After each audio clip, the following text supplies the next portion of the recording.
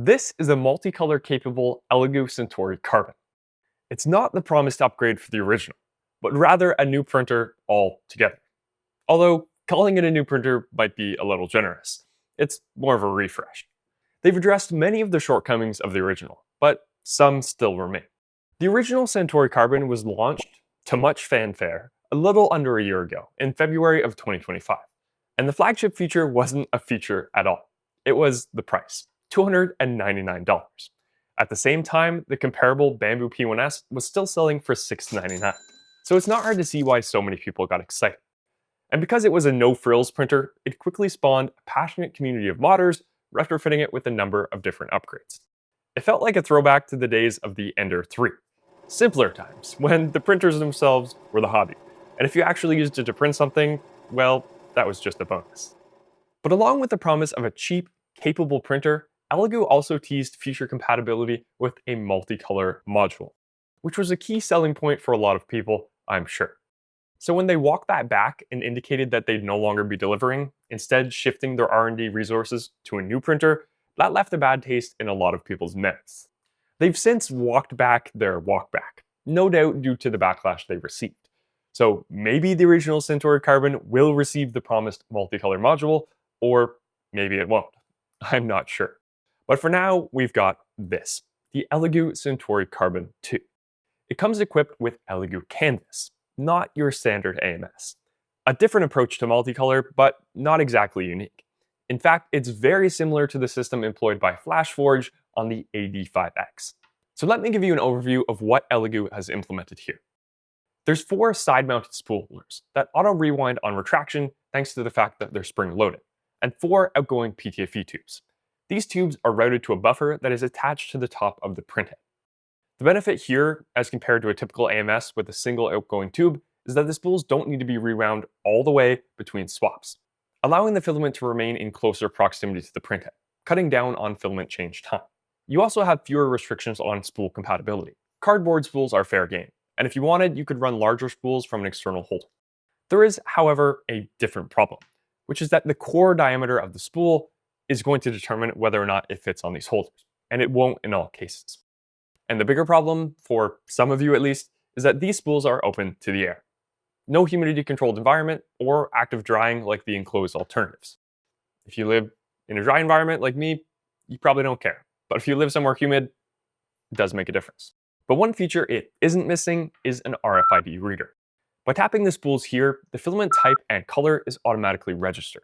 And unlike most other printer manufacturers that lock this down to be compatible with only their proprietary spools, Elegoo is committing to an open RFID standard. This means you can program your own tags, so long as they use this specific chip and are written using Elegoo's encoding format. And if other manufacturers adopt the same standard, their spools could be recognized too, which I think is great. But unfortunately, this is a different standard than the one currently being developed by Prusa Research, which they call Open Print Tag. So those spools can't be recognized, at least for now. It's great to see more companies using open architecture for their spool recognition systems, but it's only useful to the end consumer if they can all agree on the same standard. Besides the differences I've already mentioned, everything else is exactly what we've come to expect. A cutter in the toolhead that's actuated between swaps, and a purge chute where the waste is ejected. The original Centauri Carbon had these features too, but the arrangement was a bit different. The purge chute has been moved from the right side to the left side, the more common position. Now let's zoom out a little and evaluate the printer as a whole. But first, let me take a minute to thank today's sponsor, Skillshare. Skillshare is an online learning platform offering thousands of classes spanning a range of topics, all taught by subject matter experts. Lately, I've been using it to sharpen my skills in 3D modeling by taking this course on Blender. If you've ever wanted to learn a new skill but felt overwhelmed by it, this type of course does a great job of walking you through the fundamentals in an approachable way. What I like about Skillshare courses in particular is that they're hands-on, offering exercises and real-world examples to test your knowledge. You're not just watching, you're actually making things as you go, which makes it a lot easier to stick with and actually learn something new. So whether you want to learn Blender, improve your CAD skills, or turn your creative hobbies into something more, Skillshare has classes that can help.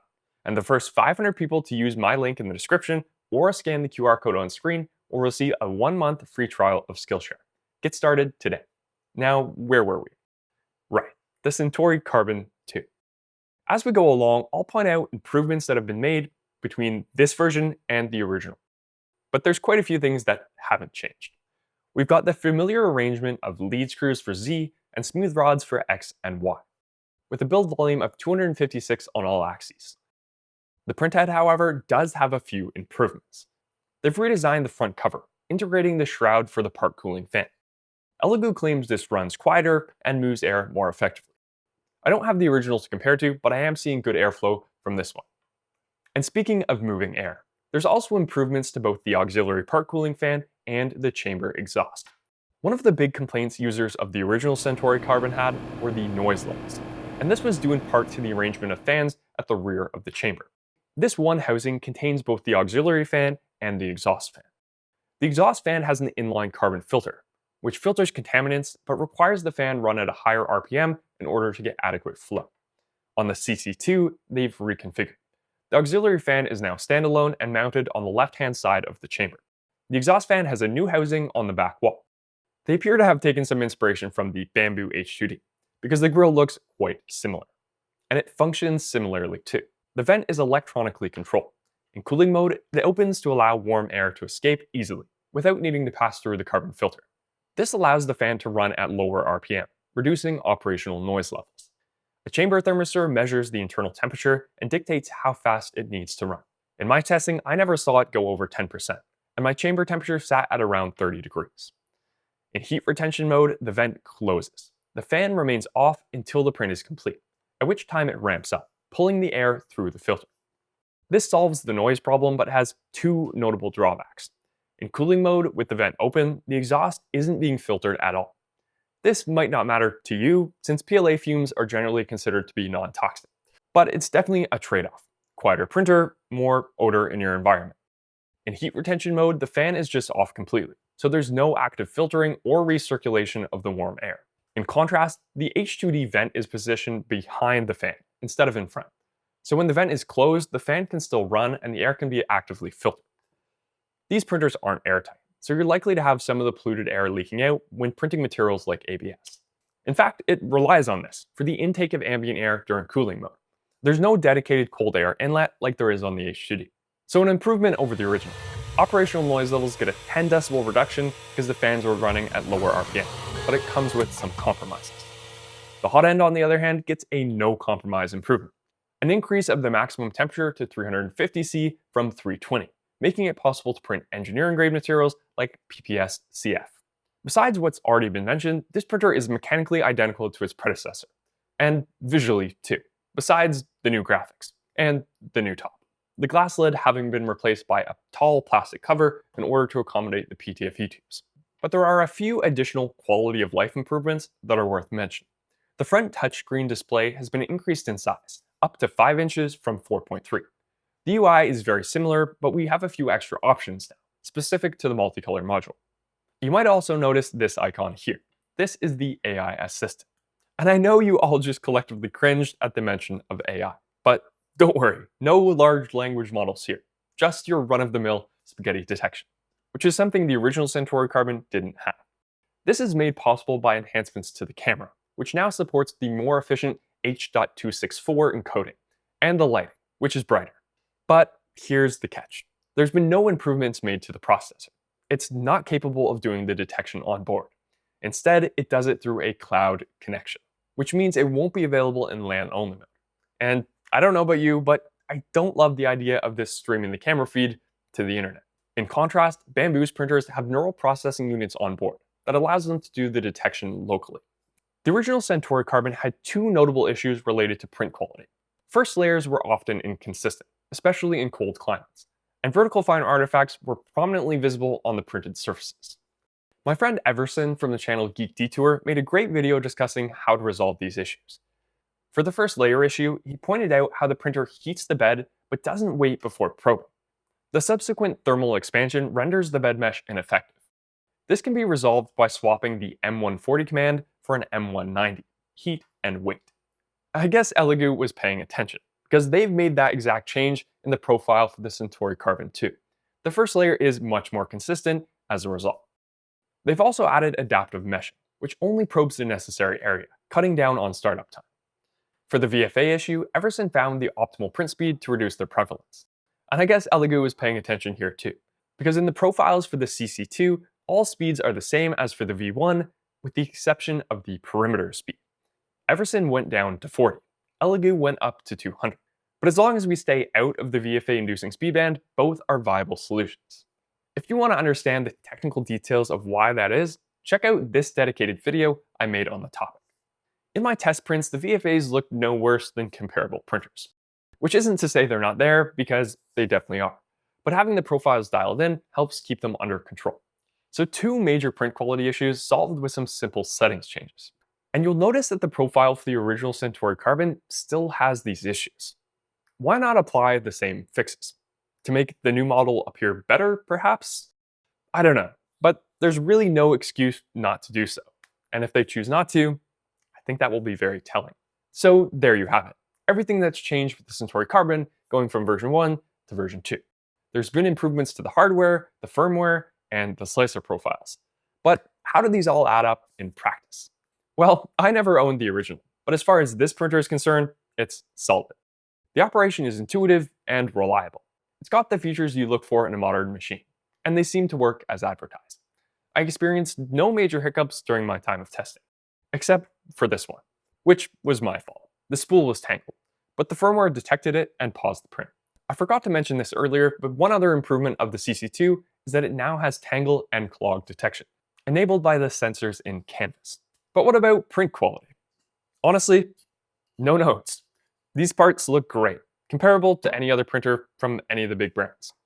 And what about purge waste? Is this any more or less efficient than the alternatives? Well, no. In fact, it purges precisely the same amount as the Bamboo P1 and X1 series. The configured nozzle volume in the slicer is identical, so the purge volumes are too. So that does mean that you're looking at upwards of a minute for a light to dark transition, and upwards of 2 minutes going in the opposite direction. Not exactly fast. And I'll point out that the configured load and unload times in the slicer are much too low, around 30 seconds for each.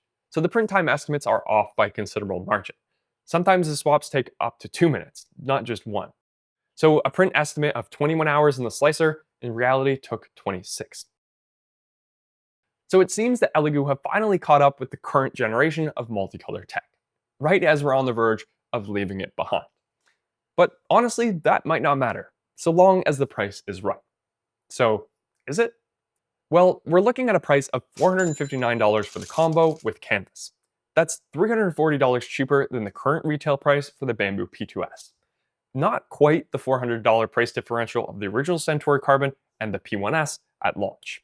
And in that case, the comparison was made even more favorable by the feature differential. The Centauri Carbon had some advantages over the P1S, like a better screen and a better camera. The Centauri Carbon 2, frankly, doesn't have many, if any, advantages over the P2S. The camera and screen are no better or worse, but the printer as a whole is notably cheaper looking in its appearance. It doesn't have a quick swap nozzle, closed-loop stepper motors, or a sensor in the toolhead for active flow rate compensation, all things the P2S does. So the value equation, in my opinion, looks a little different this time around. $299 was cheap enough that you might make an impulse purchase. $459 is to the point of needing to think twice. Should you just spend a little bit more and get a more capable printer? Honestly, maybe. Now this comparison could be completely shifted in Elegoo's favor if they embraced open source and provided unadulterated Clipper firmware and access to the full-fledged web control interface, either fluid or mainsail. Something Bamboo will never do. But they don't. Instead, they choose to give you Elegoo OS, a functional but considerably watered down Clipper implementation. It doesn't even give you the ability to skip object. This is paired with a basic web interface and an app that, at the time of filming, doesn't even work. Somehow they're well behind their competitors in this regard. And then there's the fact that this firmware, having been forked from Clipper but not re-released, is in violation of the license, something many would deem unforgivable. And all this has me wondering whether the Centauri Carbon 2 will receive the same praise as its predecessor. I'm not so sure, but I'd love to know what you think. Let me know in the comments down below. As a whole, this is a fine printer. The multicolor tech might not be as efficient as a tool changer, but depending on your use case, it can still provide a lot of value. Not all prints have hundreds of changes, some have just a few. And even just having access to 4 different filaments on demand is useful, or 4 of the same, used as backups. The comparable FlashForge 85X is selling for $399 right now, and that's got a considerably smaller build volume and no enclosure. So maybe $459 isn't such a bad price after all. But to FlashForge's credit, they got on board with the quick swap nozzle, which Elegoo didn't. And although they also locked down their firmware, they didn't lock it down so tight that a community member couldn't crack it. Zmod provides all the functionality that's missing. Elegoo made it much more difficult by choosing the minimal spec single board computer. So to do a Clipper conversion requires a brain transplant. But again, I'd love to hear your opinions on this. Do these things matter to you? Would you still consider picking one of these up? Or do you find this to be a deal breaker? And if you're an owner of the original Centauri Carbon, what do you think of these improvements? Do you think it makes it worth the upgrade? At any rate, I hope you enjoyed the video. If you did, please hit that like button and consider subscribing for more great 3D printing content. My name's Taylor, this is YGK3D, and until next time, happy 3D printing.